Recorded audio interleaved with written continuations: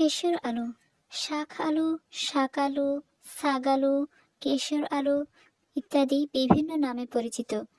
ইংরেজিও কয়েকটি নাম আছে, গৈতিনীয় বা ইয়ামবিন বা জিকামা। পাহাড়ি এলাকায় একে ঠান্ডা আলু নামে বলে। বৈজ্ঞানিক নাম প্যাসিরিজাস টিউবারোসাস। শাকালু শীতকালীন মূল বা আলু জাতীয় সবজি। স্বচ্ছ সাদা রঙের লাটিমের মতো, রসালো, কচকচে, পানসে হালকা মিষ্টি স্বাদের।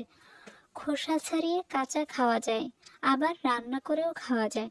শাকালুতে আছে vitamin C, vitamin E, selenium, iron, copper, fibre, beta carotene.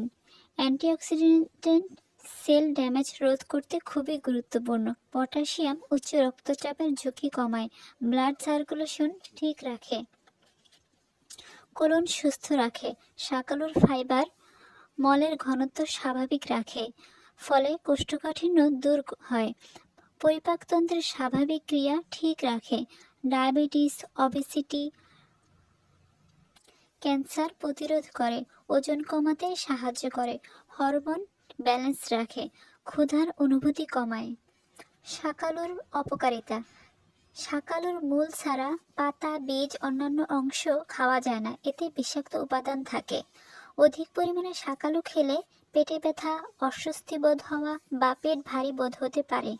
IBS এর রোগীদের সতর্কতার সাথে খাওয়া উচিত, তবে নিয়ম মেনে খেলে ক্ষতির চেয়ে উপকারিতাই বেশি।